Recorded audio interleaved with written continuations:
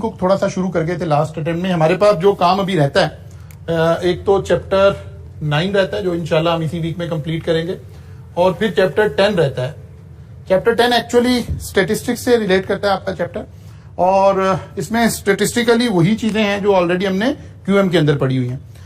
तो अगर तो आप आना चाहेंगे तो ठीक है, अदरवाइज ये 3 लेक्चर्स का काम है, ये मैं फिर इसकी वीडियोस आपको शेयर कर दूंगा। अगर आप, क्योंकि अब जो 3 दिन हमारे मंडे ट्यूसडे वाले आएंगे वो अशूरा वाले दिनों में आ जाएंगे, तो मैं लास्ट 3 डेज में इनकी रिकॉर्डिंग करवा के तो आपको वीडियो में प्रोवाइड कर दूंगा। ये एग्जैक्टली वही है जो क्यूएम में हमने पढ़ा हुआ है, ये जस्ट आपके लिए एक रिवीजन का इशू है। अदरवाइज लेकिन इंपॉर्टेंट इसलिए है कि इसमें से सवाल आ जाएगा, यानी एमसीक्यूज में भी क्वेश्चन आ सकता है, अदरवाइज भी कई छोटी मोटी चीजें 4-5 नंबर इस चैप्टर में से टच हो सकते हैं। ये जो चैप्टर 13 है, इसके बेसिक कॉन्सेप्ट को हमने अंडरस्टैंड करना है, सबसे ज्यादा जरूरी। मैं आपको इसको ओवरऑल कॉन्सेप्ट डिस्कस करता हूं।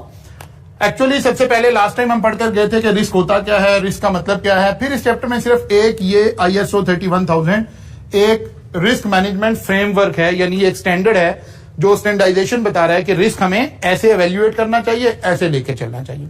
तो एक बस सिर्फ 1-2 चीजें हैं जिन बातों को हमें अंडरस्टैंड करना है। फिर आप 31000 पढ़ रहे होंगे तो आपको सारी की सारी समझ आ रही होगी। असल में हमें सबसे पहले रिस्क को आइडेंटिफाई करना पड़ता है। रिस्क की आइडेंटिफिकेशन सबसे पहला स्टेप हमारा होता है कि रिस्क को आप आइडेंटिफाई करें। रिस्क को आइडेंटिफाई करने के लिए हमारे पास 3-4 बातें हो सकती हैं। पिछले सारे चैप्टर जो आप पढ़ रहे हैं वो असल में अल्टीमेटली जब हम बिजनेस के ऊपर इंपैक्ट कैलकुलेट कर रहे थे तो वो रिस्क ही था। मसलन शॉर्ट एनालिसिस क्या चेक कर रहे थे हम, हमारी स्ट्रेंथ क्या है, वीकनेसेस क्या है। वीकनेसेस का मतलब क्या था, नेगेटिव साइड ऑफ रिस्क। इससे पहले हमने लास्ट लेक्चर में देखा था कि रिस्क असल में 2 साइड की बातें हो रही हैं। एक्चुअली ये तो रिवॉर्ड है, हम रिड्यूस करने की इसकी बात नहीं कर रहे हैं, हम इसको रिड्यूस करने की बात कर रहे हैं। रिस्क की जो नेगेटिव साइड है हम उसको रिड्यूस करने की बात कर रहे हैं। लास्ट लेक्चर में हमने भी कहा था कि 2 तरह का रिस्क हो सकता है। एक तो प्योर रिस्क है। प्योर रिस्क का मतलब है अगर वो रिस्क का इवेंट अकर हो गया तो हमेशा नेगेटिव साइड ही आएगी, पॉजिटिव कोई नहीं है। ठीक है ना, नेगेटिव साइड ही आएगी, पॉजिटिव साइड उसकी कोई नहीं है। मतलब खुदा ना खास्ता किसी शख्स को हार्ट अटैक हो जाए, ये रिस्क है, तो अगर वो हो गया तो ये नेगेटिव साइड ही है, इसकी पॉजिटिव साइड कोई नहीं है। एक शख्स बारिश हुई है और वन व्हीलिंग कर रहा है तो इसके गिरने का जो रिस्क है ये नेगेटिव साइड ही है, इसकी पॉजिटिव साइड कोई नहीं है अगर वो अकेला ही कर रहा है तो। एक है वो किसी मुकाबले में हिस्सा ले रहा है, पॉजिटिव साइड ये है कि रिस्क लेकर अगर वो विन कर गया तो मनी उसको मिलेगी, ये इसकी पॉजिटिव साइड भी हो सकती है। लेकिन अगर वो अकेला ही चल रहा है तो इसकी सिर्फ नेगेटिव साइड है, गिर गया तो चोट लग जाएगी, पॉजिटिव साइड कोई नहीं है। इसको हमने लास्ट टाइम क्या कहा था, प्योर रिस्क। दूसरे को हमने कहा था कि ये स्पेकुलेटिव रिस्क है, इसको हम स्पेकुलेटिव रिस्क कह रहे थे। इसकी पॉजिटिव साइड भी है, नेगेटिव साइड भी है। पॉजिटिव साइड पे तो हम जश्न मनाएंगे, खुशियां मनाएंगे, हम नेगेटिव साइड की वजह से परेशान है। तो नेगेटिव साइड का एनालिसिस आप शॉर्ट की मदद से भी करते थे, पेस्टल भी आप यही काम कर रहे थे। और इस चैप्टर में हम पढ़ने लगे एक ब्रेनस्टॉर्मिंग करनी। आपने सोचना है यार क्या रिस्क है, क्या कर लें तो हम इससे बच सकते हैं। ठीक है, उसके लिए अब क्योंकि ये आई कैप ने जरा इधर उधर से चीजें लेकर इसको बिल्ड कर दिया एक छोटे से चैप्टर के अंदर, अदरवाइज ये बड़ी डिटेल में बड़े जबरदस्त तरीके से पढ़ने वाला चैप्टर है, लेकिन बहरहाल अब ऐसे नहीं है। इसके बाद है असेसिंग द रिस्क। आपको यहां लफ्ज नजर आएगा कि आपने रिस्क को पहले असेस करना है। तो सबसे पहले हम इसकी बेस समझने की कोशिश करते हैं कि रिस्क को जब हम असेस करने लगते हैं तो 2 बातें देखते हैं। एक हम उसकी फ्रीक्वेंसी देखते हैं कि, और एक हम उसका इंपैक्ट देखते हैं। फ्रीक्वेंसी का मतलब है चांस क्या है, अगर ये रिस्क होने का चांस क्या है साल में कितनी दफा ऐसा हो सकता है। ठीक है, और अगर हो गया कौन सा, नेगेटिव साइड वाला, ये वाला रिस्क, तो ये हमें इफेक्ट कितना करेगा। ठीक है ना, मसलन एक जस्ट एग्जाम्पलीफाई करने के लिए डॉलर ऊपर जा रहा है, अब मेरे बिजनेस को अफेक्ट कितना करेगा और क्या चांस है कहां तक जा सकता है। ठीक है ना, कितनी दफा, और जो मूवमेंट वाले रिस्क हैं साल में कितनी दफा ऐसा हो सकता है। मतलब आग लगने का खतरा है, कोई सर्किट ब्रेक डाउन होने का खतरा है, तो यार साल में कितनी दफा हो सकता है, और अगर हो गया तो इंपैक्ट क्या क्रिएट करेगा। ठीक है, तो हम कहते हैं यार फ्रीक्वेंसी हाई है और इंपैक्ट भी हाई है। फ्रीक्वेंसी हाई है लेकिन इंपैक्ट लो है, फ्रीक्वेंसी लो है लेकिन इंपैक्ट हाई है, फ्रीक्वेंसी भी लो है, इंपैक्ट भी लो है। जब एग्जामिनर कहेगा ना रिस्क को असेस करें, तो इसका मतलब है वो ये कहना चाह रहा है असल में। हम ये एक टेबल बना लेते हैं, जब ये दोनों चीजें हाई होती है ना, तो हम इस प्रोजेक्ट को कहते हैं हाई रिस्क, इन दो को कहते हैं मॉडरेट रिस्क, और इसको हम कहते हैं लो रिस्क। यानी हमारे जो प्रोजेक्ट हैं वो 3 कैटेगरीज में चले गए। हाई रिस्क का मतलब है इस काम के होने का चांस भी ज्यादा है, और अगर ये हो गया तो ये वॉट भी लगा देगा, हमारी रिस्क का इंपैक्ट भी ज्यादा। ठीक है ना। यहां रिस्क फ्रीक्वेंसी तो हाई है, ऐसा हो जाएगा, लेकिन हमें जो इंपैक्ट पड़ेगा वो बड़ा थोड़ा सा पड़ेगा। या अदर वे राउंड है, फ्रीक्वेंसी लो है, लेकिन अगर ऐसा हो गया तो हम बड़ा मेजरली इफेक्ट हो जाएंगे। और एक है कि दोनों चीजें लो हैं। ठीक है, ये हाई रिस्क प्रोजेक्ट है, ये मॉडरेट रिस्क प्रोजेक्ट है, ये लो रिस्क प्रोजेक्ट है। फिर एक इंपैक्ट हमारे ध्यान में होना चाहिए, हाउ टू मैनेज रिस्क। एक फ्रेमवर्क हम यूज करते हैं, दैट इज टारा। टारा में टी है ट्रांसफर। ठीक है, कि आप रिस्क को क्या कर दें, ट्रांसफर कर दें। अभी बताते हैं। ए है अवॉइड करें, आर है रिड्यूस करें, और ए है एक्सेप्ट करें। वो कहते हैं अगर ये आपके पास 4 तरीके हैं रिस्क को मिटिगेट करने के लिए। टारा फ्रेमवर्क ये कहता है कि अगर हाई रिस्क कोई प्रोडक्ट है तो आपकी कोशिश होनी चाहिए कि रिस्क ट्रांसफर कर दें किसी को, खुद रिस्क ना लें, क्योंकि इसकी फ्रीक्वेंसी भी हाई है, और अगर ये हो गया खुदा ना खास्ता इवेंट तो इसका इंपैक्ट भी बिजनेस पे हाई है। इस रिस्क को ट्रांसफर कर दें। क्या मतलब, इंश्योरेंस करवा लें। ठीक है ना, किसी और को ट्रांसफर कर दें। बस वो लोग जो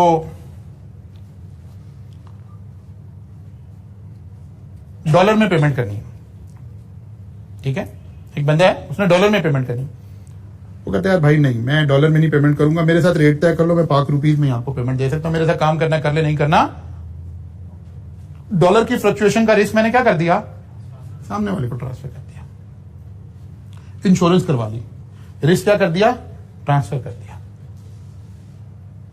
फिर आ गया अवॉइड करें, छोड़ दें इस ट्रांजेक्शन को। देखें क्या बहुत इंपैक्ट है, ट्रांसफर भी नहीं हो सकता, इसमें इंश्योरेंस अवेलेबल नहीं है। तो फिर आपने अपना वो लास्ट टाइम हमने टर्म एक इस्तेमाल की थी, रिस्क एपेटाइट देखना आपने, हम कहां खड़े हैं, वरना इसको अवॉइड कर दें, छोड़ दें। रिड्यूस करे, असल में सारा काम यहां पर है, रिस्क को रिड्यूस करे। रिड्यूस कैसे करे, बेटर इंटरनल कंट्रोल बनाकर। ये IS 30-1000 जो है, ये सारा हमें रिस्क मैनेजमेंट फ्रेमवर्क यही बता रहा है, हाउ टू रिड्यूस रिस्क, के रिस्क को हम कम कैसे करें, कितना कम करें रिस्क को, इतना कम करें, इतना कम करें, इतना कम करें कि वो यहां आ जाए। इंटरनल कंट्रोल सिस्टम से, रिस्क कमेटी से, सारे काम करके रिस्क को रिड्यूस करें और इतना कर दें कि वो लो हो जाए। अब लो रिस्क हम असल में किसको कह रहे हैं, लो रिस्क हम फाइनेंशियली उस स्टेट को कहते हैं कि जहां अब रिस्क को कम करने की कॉस्ट ज्यादा है और रिस्क कम है। तो वो आपने फाइनेंस में पढ़ा है नॉर्मली, कॉस्ट बेनिफिट एनालिसिस। अब इसको इससे कम करना हमारे बेनिफिट में नहीं है, हमने एक्सेप्ट कर लिया क्योंकि यार ऐसा तो होगा, कोई बात नहीं। आप एक ग्रोसरी शॉप पे जाते हैं जहां पे सेल्फ सर्विस पे शॉपिंग हो रही है। अब इसमें एक रिस्क है कि यार लोग चीजें चोरी करके ना ले जाएं, लोग चीजें चेकिंग के दरमियान में इस्तेमाल ना कर लें, खोल ना दें, मिस यूज ना कर लें। अब इस रिस्क को कम करने के लिए उन्होंने क्या किया, कैमराज लगा दिए और सिक्योरिटी इश्यूज लगा दिए, बारकोड लगा दिए। एक बारकोड लॉक मशीन आती है कि जब तक वो बिल ना हो, अगर आप बाहर निकलेंगे तो वो अलार्म करना शुरू कर देगी।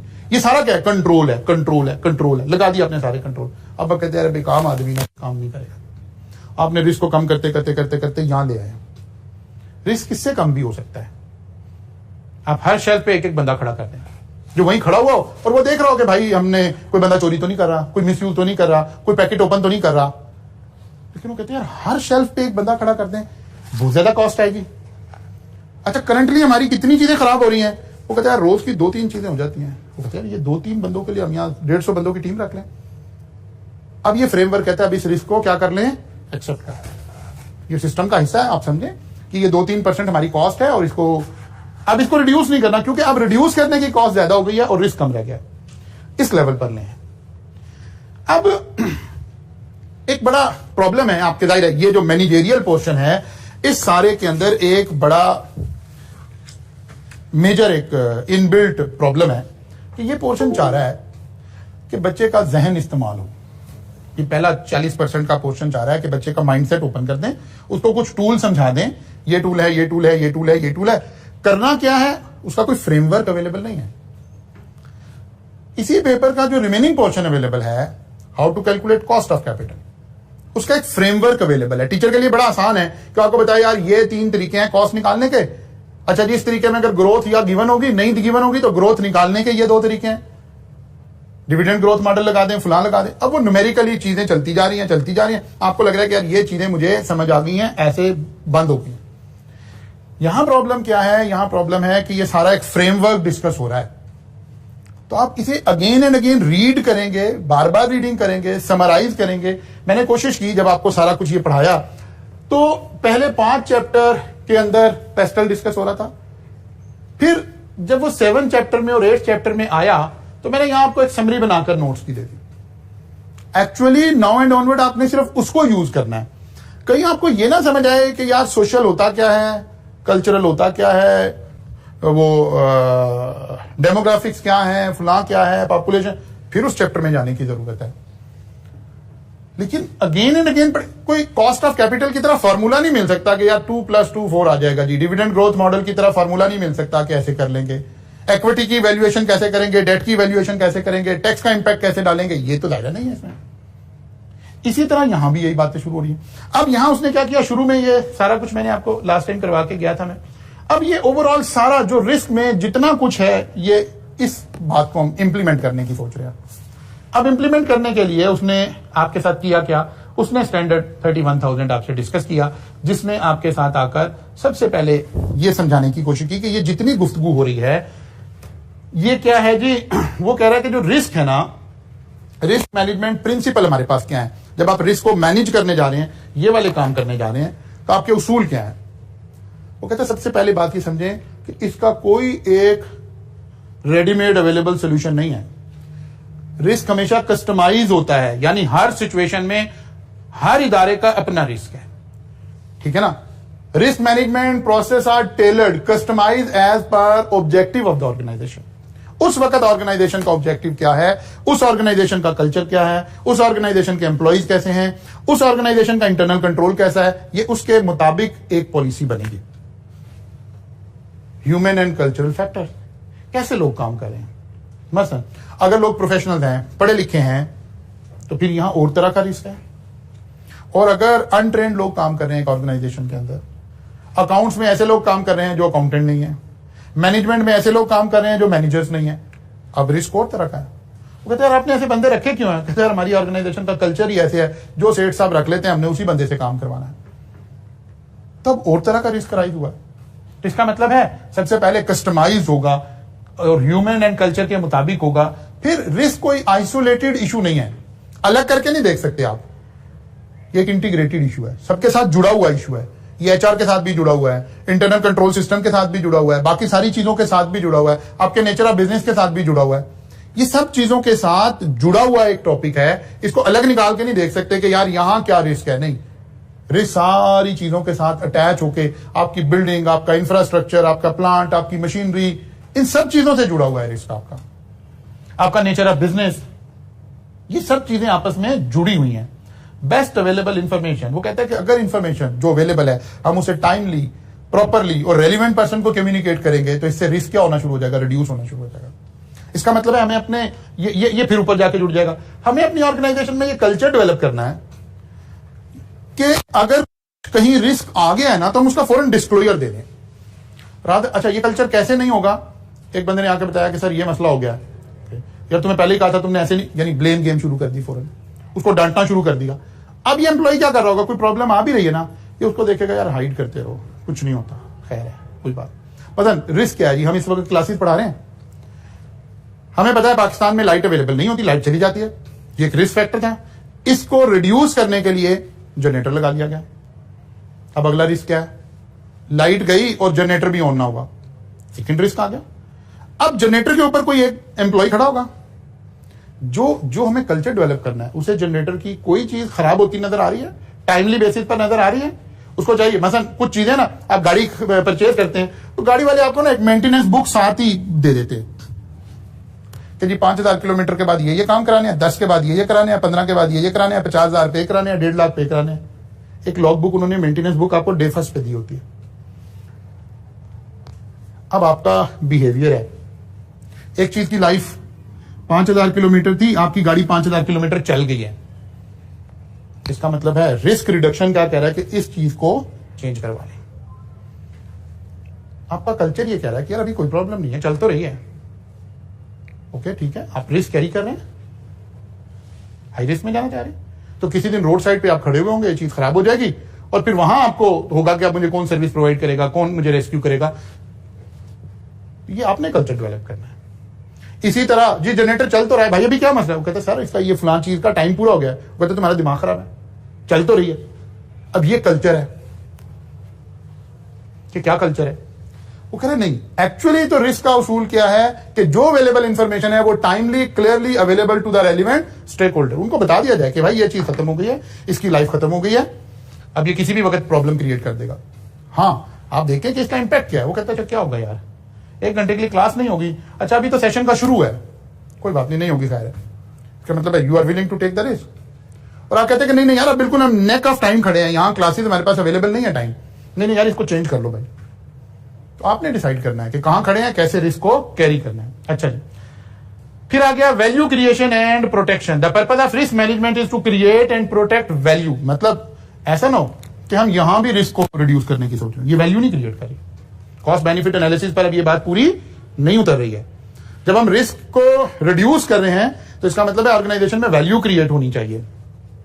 डायनामिक का मतलब होता है रिस्पॉन्सिव टू चेंज। वो कहते हैं आपका रिस्क का जो सिस्टम है ना ये डायनामिक होना चाहिए, यानी अगर कोई चेंज आई है तो हमारा रिस्क सिस्टम भी फौरन अपग्रेड हो जाए कि यार अच्छा अब ये एडिशनल रिस्क आ गया है, अब ये बात भी रिस्क में आ गई है, अब ये बात भी रिस्क में आ गई है, तो हमें उन चीजों को देखने की जरूरत है। मसलन बहुत सारी कंपनीज हैं, जैसे ही इंपोर्ट के ऊपर पाबंदी लगी होगी उनके बहुत सारे इंग्रेडिएंट होंगे जो एट रिस्क चले गए होंगे, तो उन कंपनीज ने क्या किया होगा, रिस्पॉन्सिव टू चेंज हुए होंगे। पहले उन रेलिवेंट चीजों का इन्वेंट्री लेवल कुछ और होगा, उन्होंने कहा होगा नहीं यार इनका इन्वेंट्री लेवल इंक्रीज कर ले, होल्डिंग कॉस्ट बियर कर लेते हैं, हमारा फाइनेंस थोड़ा सा पाइलअप हो जाएगा, लेकिन एटलीस्ट गुड 6 मंथ का यार ये चीजें लेकर इकट्ठी कर लें, पता नहीं आगे क्या होगा। Dynamic, responsive to change, so that आप सोचें कि यार अच्छा चले 2-3 महीने में ये सारी चीजें नॉर्मलाइज हो जाएगी, फिर इंपोर्ट खुल जाएगी, चलो 6 महीने की हम इन्वेंट्री पाइलअप कर लेते हैं। बिकॉज अभी तो जिस वक्त बैन लगा था उस वक्त तो सब कुछ अवेलेबल था ना, स्टोर्स पर अवेलेबल था, पीछे चीजें अवेलेबल थी, तो आपका जो रिस्क असेसमेंट का सिस्टम है उसको रिस्पॉन्सिव भी होना चाहिए कि कोई चेंज आई है, भले इंटरनल आई है भले एक्सटर्नल आई है, दोनों सूरतों में आप उसको रिस्पॉन्ड कर सकें। फिर वो कह रहे हैं ये इंक्लूसिव है, is transparent and involve stakeholder on a timely basis.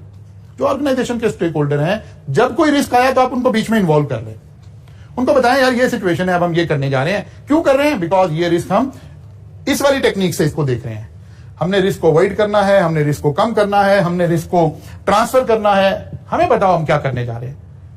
ठीक है ना, मसलन हो सकता है पहले आप डॉलर्स में पेमेंट लोगों को दे रहे थे, आपने देखा डॉलर एकदम से बिल्कुल कोई लिमिट नहीं रह गई है, अब जरूरी नहीं है अगले वाला बंदा भी मान जाए। ये भी फॉरेन एक्सचेंज वो कर लिया, रिस्क पढ़ लिया फॉरेन एक्सचेंज का, वहां आपने एक टेक्निक ये भी पढ़ी होगी कि दूसरे को ट्रांसफर कर दे रिस्क, आप लोकल करेंसी में ही काम करें, आप फॉरेन करेंसी में अपना एक्सपोजर ही ना लें, लेकिन साथ ये थी कि वो बंदा अवेलेबल है कि नहीं है। अच्छा जी, structured and comprehensive risk management is a system and structured. Structured का मतलब होता है डॉक्यूमेंटेड हो, वेल डिफाइंड हो, कमेटीज बनी हुई हो, तो इसका मतलब है ये कंप्लायंस का इशू बन जाएगा, हमें इसको कंप्लाई विद करना है। तो यही स्टैंडर्ड और हमारे जो कोड ऑफ वो कॉर्पोरेट गवर्नेंस है वो हमें कहते हैं कि हमारी एक रिस्क कमेटी होनी चाहिए, उस रिस्क कमेटी के ये मेंबर होने चाहिए, उन मेंबर की कम से कम साल में एक मीटिंग होनी चाहिए, वो रिस्क को एवेल्युएट कर रहे हो। एवेल्युएट का मतलब क्या है, ये वाली बात हो रही है कि वो देखें हाई रिस्क है, मॉडरेट है, लो रिस्क है, ये सारा प्रोसेस हो रहा हो और इसका डिस्क्लोजर दे रहे हो स्टेक होल्डर्स को। अब रिमेनिंग जो एरिया है उसमें 1 by 1 ये इस बात को एक्सप्लेन करना शुरू करते हैं। वो कहते हैं कि जो फंडामेंटल एलिमेंट है ना रिस्क के, वो लीडरशिप एंड कमिटमेंट है, इंटीग्रेशन है, डिजाइन है, इंप्लीमेंटेशन है, इवैल्यूएशन है, this is your evaluation, and improvement है। अब इनके ऊपर थोड़ी थोड़ी सी बातें हैं जिसको आपने याद करना है। लाइक लीडरशिप का क्या रोल है जी, जो लीड लोग कर रहे हैं उनका क्या रोल है।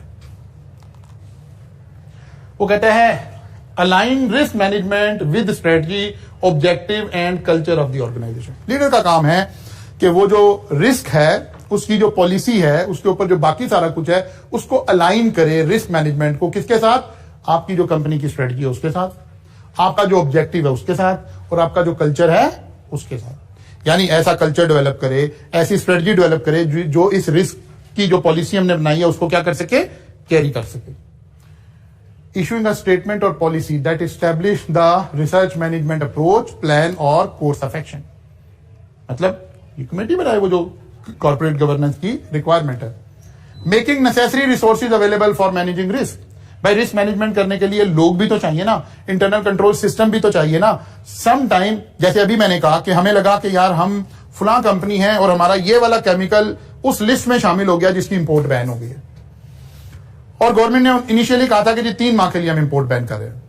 तो हमारी रिस्क असेसमेंट कमेटी ने फौरन कहा कि यार ये हम तो 15 दिन का स्टॉक रखते थे इस केमिकल का, तो ये तो इसका मतलब 15 दिन बाद अगर ये केमिकल नहीं मिलेगा तो काम खराब हो जाएगा। तो कहा कितना खराब हो जाएगा। अब हम यहां आ गए, हमने कहा यार अगर ये ना मिला तो फिर हमें एक लोकल केमिकल यूज करना पड़ेगा, फिर ये होगा, क्वालिटी में कोई खास फर्क नहीं आएगा। हमने कहा अच्छा यहां फर्क है। उसने कहा नहीं ये केमिकल ना हो तो हमारा सारा ऑपरेशन ही खत्म हो जाएगा, इसका मतलब यहां फॉल करते हैं। तो एक्चुअली आपने एवेल्युएट करना है आप कहां खड़े हैं, फिर आपने पॉलिसी बनानी है, फिर लीडर का काम है। अब हमने एक पॉलिसी बना के रिस्क असेसमेंट कमेटी ने कहा कि नहीं सर हमें ये इन्वेंट्री पाइल अप करनी पड़ेगी बिकॉज 3 माह के लिए इंपोर्ट बैन हो गई है, तो इसको ऐसे लेके चलना पड़ेगा। अब लीडर का काम है making necessary resources available for managing the risk, वो फाइनेंस अवेलेबल करे, क्योंकि कमेटी ने तो आइडेंटिफाई करना है, एक्शन लेना है, अल्टीमेटली तो टॉप मैनेजमेंट ने डिसीजन लेने। अच्छा इसी तरह से फिर ये एक नीचे उन्होंने इसी का जैसे मैंने थोड़ा सा आपको केस बना दिया, एक केस उन्होंने बनाया,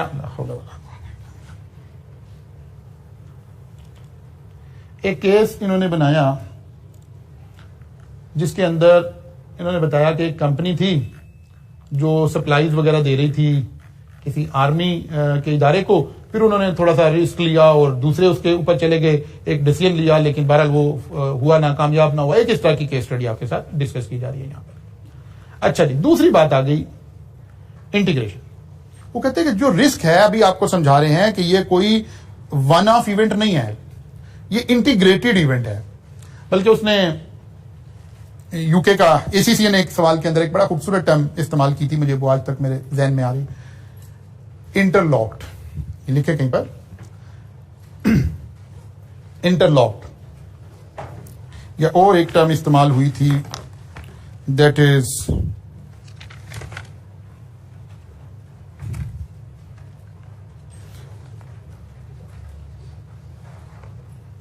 इंटरवूवन। इंटरवूवन का मतलब, वूवन का मतलब होता है जैसे फैब्रिक बना हुआ है, ठीक है ना। अब फैब्रिक में क्या हुआ है, 2 धागे आपस में ताना बाना जो है वो इस तरह से चल रहे हैं कि वो बिल्कुल एक हो गए हैं। अब इस फैब्रिक में हमें अलग अलग नजर नहीं आ रहे हैं। वो कह रहे हैं कि एक्चुअली रिस्क इंटरवूवन टॉपिक है, सारी चीजों ने आपस में मिलकर एक हो जाना है, फिर आपने रिस्क को वैल्यूएट करना है। और यहां उसने एक बड़ी अच्छी केस स्टडी दी। उसने कहा कि एक शॉप के ऊपर, एक ज्वेलरी की शॉप के ऊपर एक ऑनर ने, सीईओ ने एक स्टेटमेंट पास कर दी और खड़े होकर कह दिया कि यार ये क्वालिटी हम प्रोवाइड कर रहे हैं कस्टमर को। उसकी वो एक स्टेटमेंट लोगों ने इतना उसको पब्लिसाइज कर दिया कि इस ज्वेलरी के बड़े ब्रांड को अपना नाम चेंज करना पड़ा, अपना ये टैग हटाने के लिए, कि उसके साथ एक टैग लग गया। वो कह रहे इतनी इंटरवूवन है कि अगर सीईओ कहीं खड़ा होकर एक स्टेटमेंट दे रहा है तो वो स्टेटमेंट भी रिस्क में फॉल करवा सकती है। फेसबुक की मिसाल हो सकती है। हम अपने कल्चर में देखें, अगर इसी इंटरवूमेन की मिसाल देखें, जब हमारे यहाँ अगरचे मामलात भी अपनी जगह बेताशा खराबियां मौजूद हैं, उनको ठीक होने की जरूरत मौजूद है, लेकिन एक्चुअली ठीक करते करते उस चीज को खत्म नहीं करना होता, बल्कि पॉजिटिव चेंज लेकर आनी होती है। जैसे जब पंजाब फूड अथॉरिटी का वो आया, इदारा बना, आपको याद होगा कि वो एक फीमेल इंस्पेक्टर थी, बड़ा नाम उसने उस वक्त कमाया सिर्फ इसी बेस पर। उसने रोज रेस्टोरेंट पे जाना और वहां जो कुछ होना उसने उठा के वो सोशल मीडिया पे डाल देना, ठीक है, मेरे नाम ध्यान में नहीं आ रहा। तो खैर उसने ऐसी तैसी फेर दी हमारी पूरी इस इंडस्ट्री। और आपको याद है उस वक्त एक खबर ये भी चली कि जी वो लाहौर में गोश्त पकड़ा गया जी, वो अच्छा पहले गोश्त चल रहा था जी, वो मतलब क्या मैं लफ्ज इस्तेमाल करूं, गधे का तो कुत्ते का, तो फिर एंड हुआ पिग का। एक स्टेटमेंट आ गई कि जी लाहौर में एक जगह गोश्त ट्रांसफर हो रहा था और वो पकड़ा गया जी वो पिग का गोश्त। तो आके बंदो आपके पास कौन सा इक्विपमेंट है जिससे आपको पता चल गया कि पिग का गोश्त है?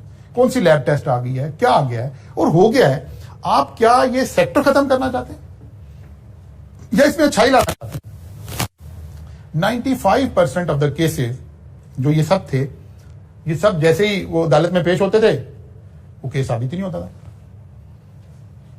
निकलते जाते थे। हाँ, मैं ये नहीं कह रहा, प्रॉब्लम्स आर देयर, लेकिन रिस्क ये है कि अगर आप गलत तरीके से किसी चीज को इंटरप्रेट करेंगे तो वो सेक्टर खराब हो जाएगा। आप अपनी मीटिंग में है कि यार ये बात ठीक नहीं है, ये आपको कहां कहनी है कहां नहीं कहनी है, अगर उसके अलावा आपने कहीं दे दी तो ये इतना इंटरवूवन है, इतना इंटरलिंक्ड है कि ये एक स्टेटमेंट आपके गले पड़ जाएगी।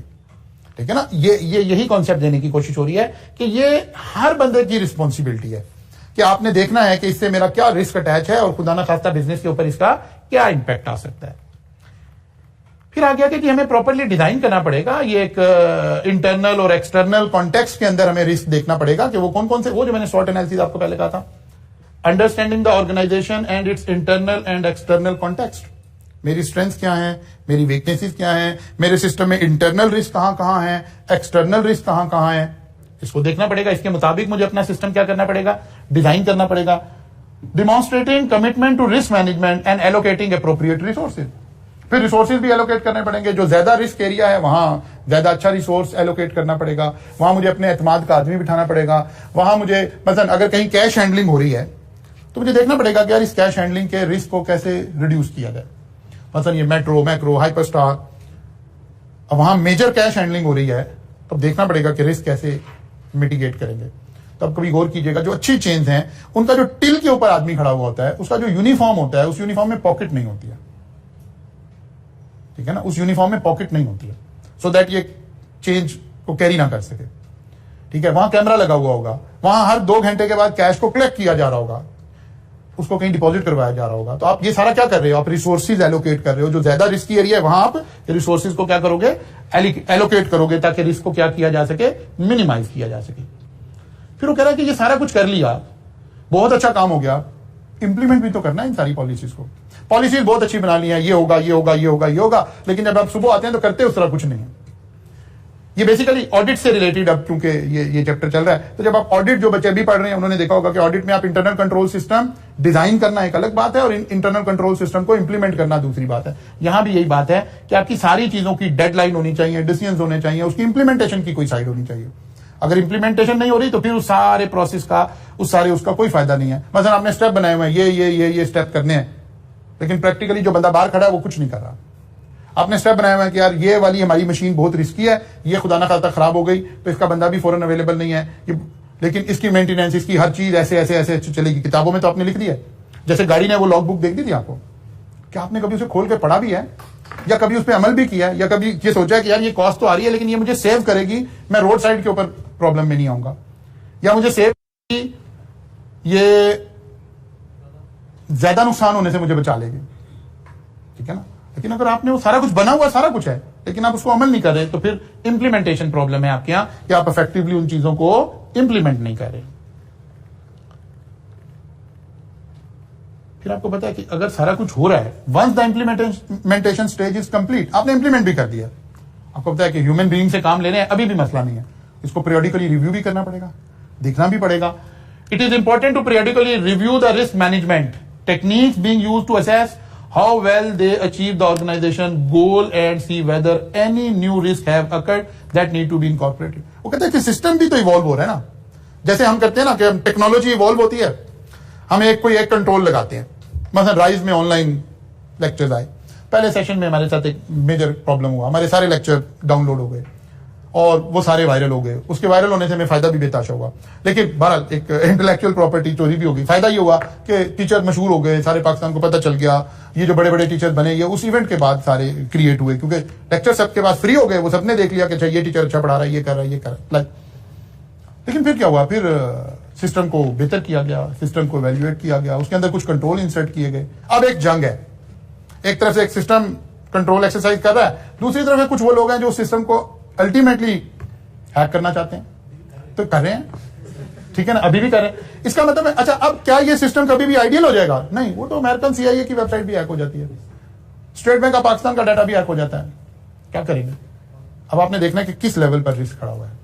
आप उसके अंदर कुछ और चीजें कर लेंगे। अभी जरा जो इदारे हैं वो थोड़ा सा उसको लेकर चल रहे हैं, सोच रहे हैं कि बच्चे हैं, ये छोटी छोटी गलतियां कर रहे हैं, यार ऐसा नहीं करना चाहिए, किसी बच्चे के करियर से नहीं खेलना चाहिए। अदरवाइज एक कंट्रोल के साथ दूसरा लगा दिया गया, दूसरे के साथ। अब जो हैक कर रहे हैं बच्चे, वो कहीं ना कहीं कोई स्क्रीन रिकॉर्डर ऐसा ढूंढ लेते हैं जो उसको स्क्रीन रिकॉर्डिंग कर रहा है, लेकिन वाटरमार्क से वो बच्चा आइडेंटिफाई हो रहा है। अभी ग्रेस ऑफ पर्सनैलिटी इंस्टीट्यूट दिखा रहे हैं, वरना वो बच्चा हाईलाइट हुआ है और उस बच्चे को मिसाइल में डाला जा सकता है, लेकिन इंस्टीट्यूट सोच रहे हैं यार ये स्टूडेंट है, चलो बेचारा कोई बात नहीं, ठीक है ना। लेकिन अगर आप रिस्क पढ़ रहे हैं तो वो बच्चा भी रिस्क कैरी कर रहा है, क्योंकि बच्चा हाईलाइट हुआ है, वो बच्चा बचा हुआ नहीं है, उसका वाटरमार्क अवेलेबल है। मेरे पास मेरे जितने सिस्टम के बच्चे हैं मेरे पास आइडेंटिफाइड है, CRN आ रहा है उसका, और एक लेटर की मारे आई कैप उसका कैंसिल कर देगा, क्योंकि ये तो आपको उधर बीला में पढ़ा आई कैप इसलिए रहा है कि आपको पता हो कि आप डेटा प्रोटेक्शन के रूल्स क्या हैं। लेकिन वो जब भी बात हमारे सामने आती है हम कहते हैं चलो कोई बात नहीं यार, अच्छा कोई बात नहीं, चलो खैर है। ये भी इंस्टीट्यूट ऐसे सोच रहे हैं, इसलिए बच्चों को भी देखना चाहिए। अच्छा जी, तो वो कह रहे हैं इसके बाद आ गया जी इंप्रूवमेंट। जाहिर है कंटिन्यूसली हमें इंप्रूव करना है रिस्क मैनेजमेंट, और introduce new technique to implement plan to add new risk. अगर कोई नया रिस्क आ गया, क्योंकि सिस्टम में नए रिस्क आते रहेंगे, जैसे पिछले 3-4 माह से बेतहाशा रिस्क नए आ गए हैं सिस्टम के अंदर, करेंसी की बेकदरी होने की वजह से, पॉलिटिकल अनरेस्ट होने की वजह से, इंपोर्ट बैन होने की वजह से, ये अनप्रेसिडेंटेड हालात हैं। इससे पहले पाकिस्तानी बिजनेसमैन ने ऐसे हालात नहीं देखे हुए। इतनी ज्यादा अनसर्टेनिटी हमने 65 की जंग में नहीं देखी थी, ठीक है ना, पॉलिटिकल अनरेस्ट। इससे ज्यादा करेंसी की बेकदरी कभी जंग में भी नहीं हुई थी। ये सारे रिस्क हैं, ये सारे फैक्टर्स हैं जो कि हुए जा रहे हैं, और हर आने वाला दिन जो है वो एक नया रिस्क लेकर आ रहा है, एक नई चीज जो है वो क्रिएट होती जा रही है। तो बिजनेसेस करना, और जब आप चीज लेने जाते हैं तो वो आप चीज खरीदने जाते हैं ना, तो आप बार्गेनिंग कर ही नहीं पाते हैं। वो कहते सर अवेलेबल ही नहीं, आप क्या बात कर रहे हैं, ठीक है ना। आप मतलब कोई भी ऐसी इंपोर्टेड चीज है जो हर चीज इंपोर्ट हो रही, बना तो हम कुछ रहे नहीं थे। आप एक एसी लेने चले जाओ, कहते सर ये अभी का रेट है, कल नया रेट होगा, कम भी हो सकता है, ज्यादा भी हो सकता है, डॉलर के साथ अटैच हुआ है। तो कहते अच्छा यार इस कलर में मिल जाएगा, कहते सर अब इंपोर्ट कोई नहीं हो रही, देखना पड़ेगा, जो कलर है बस वो मिलेगा आपको। तो और तरह के रिस्क आ गए हैं, और तरह की चीजें आ गई हैं, ऑब्वियसली इन सारी चीजों को देखने की जरूरत है। अब ये सारा प्रोसेस हमें सिर्फ यही बातें समझा रहा था। वो कहता है कि रिस्क को मैनेज करने का प्रोसेस क्या हो सकता है।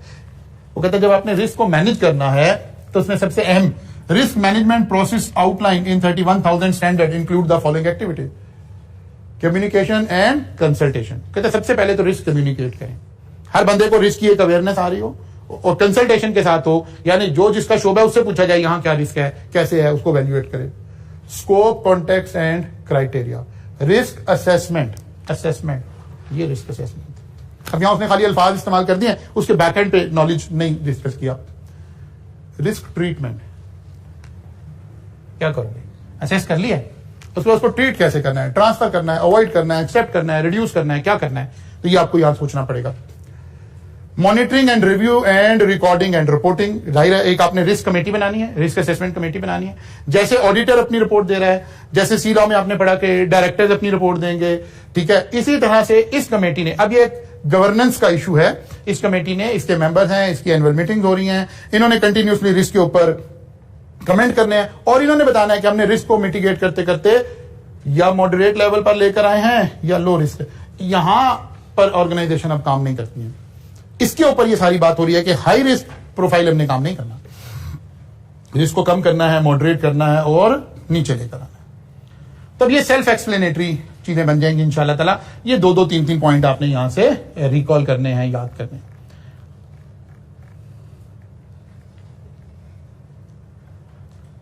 Residual risk, companies control the risk that they face. Control can not eliminate risk completely. हम कहते हैं कि रिस्क हम कभी भी खत्म नहीं कर सकते। रिस्क को रिड्यूस करते करते, मैनेज करते करते, हाई रिस्क से शुरू हुए थे कि भाई अगर ये हो गया तो फिर तो मर जाएंगे, नहीं, हमने फिर सोचा कि अच्छा क्या करें, अच्छा जी ट्रांसफर कर देते हैं, इंश्योरेंस करवा लेते हैं। अब क्या हुआ, अब आपको कॉस्ट आ गई है लेकिन रिस्क आपने ट्रांसफर कर दिया किसी दूसरे को, तो अब हम यहां थोड़े रह गए। जैसे रिस्क हमने ट्रांसफर किया तो अब तो हम यहां आ गए, लो रिस्क हो गए। आपने 2% के ऊपर इंश्योरेंस करवा लिया। पहले आप 100% का रिस्क ले रहे थे, अब 2% का रिस्क ले रहे हैं। आपने इंश्योरेंस करवा ली, कोई और इस तरह का काम करवा दिया, हाँ उससे कॉस्ट आ गई है। कोई भी जाहिर है जब भी हम रिस्क रिडक्शन की बात करेंगे तो वो कहीं ना कहीं कॉस्ट तो बियर करनी पड़ रही होगी, कोई इस तरह की इंश्योरेंस की और इस तरह की चीजें। वो कह रहे हैं लेकिन कभी भी ऐसा नहीं हो सकता कि रिस्क इलिमिनेट हो जाए, जीरो रिस्क हो जाए, नहीं, या कॉस्ट बढ़ जाएगी वो रिस्क आ जाएगा। हाँ, आपने क्या करना है, रिस्क को कंट्रोलेबल लेवल पर ले आना, यानी वो वाले लेवल पर ले आना, ताकि आप रिस्क को बियर कर सकें, आपका रिस्क एपेटाइट ऐसा हो जाए कि आप वो रिस्क ले सके, कैरी कर सकें। फिर वो कह रहा है जी रिस्क की ट्रीटमेंट के लिए formulating and selecting risk treatment option, planning and implementation risk treatment, assessing the effectiveness of that treatment, deciding whether the remaining risk is acceptable. यानी वो ये वाली जब आप टेक्निक लगा रहे हैं, ये टेरा वाली टेक्निक्स लगा रहे हैं, उसने नाम यूज नहीं किए, ये टेक्निक्स लगा रहे हैं, उसके बाद आपने देखना है अब मैं कहां खड़ा हूं, यहां आ गए, ओके ठीक हो गया, डन। अल्टीमेटली आपने जिंदगी में रिस्क को क्या करना है, एक्सेप्ट करना, एक लेवल पर लाकर आपने रिस्क को एक्सेप्ट करना। हम इस वक्त सब इस क्लासरूम में बैठे हुए पढ़ रहे हैं, क्या यहां कोई रिस्क नहीं है, बहुत सारे रिस्क कैरी कर रहे हैं, हम उसको एक्सेप्टेबल लेवल पर लाकर एक्सेप्ट करें। यहां सब तरफ इलेक्ट्रिकल चीजें लगी हुई हैं, कोई इलेक्ट्रिक शॉर्ट सर्किट हो जाए, कोई कुछ हो जाए, ये रिस्क हम कैरी कर रहे हैं। आप गाड़ी पे सफर कर रहे हैं, आप रिस्क कैरी कर रहे हैं।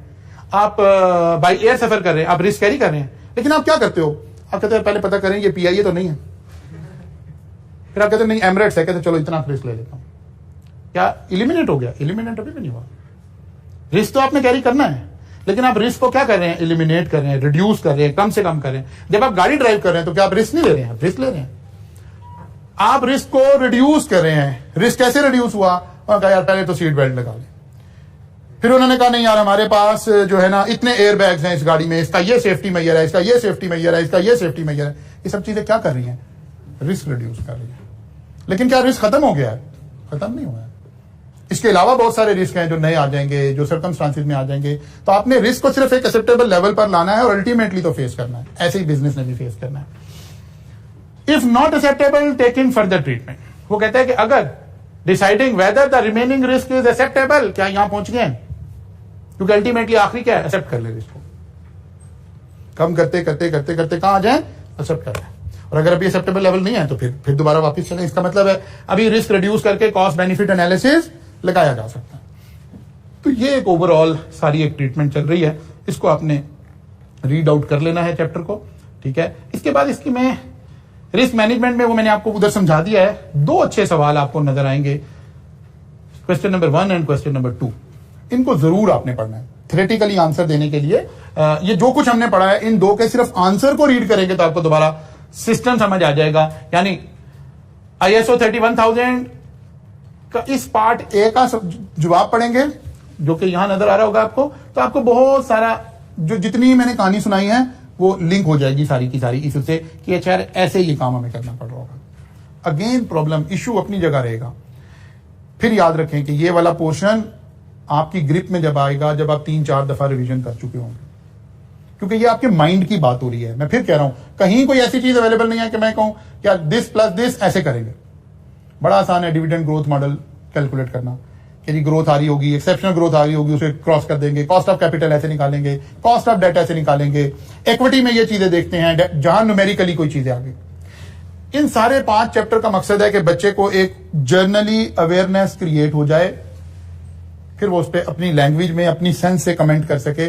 बार दफा 2 बच्चे बिल्कुल ऑपोजिट कमेंट करके आएंगे, लेकिन क्योंकि उन्होंने अपना केस उस तरह बिल्ड किया होगा दोनों का आंसर ठीक ट्रीट होगा। लेकिन डिविडेंड ग्रोथ मॉडल में दोनों का आंसर ठीक नहीं होगा, एक का ठीक होगा एक का गलत होगा। इसलिए 2-3 दफा इन चैप्टर को रिवाइज करें।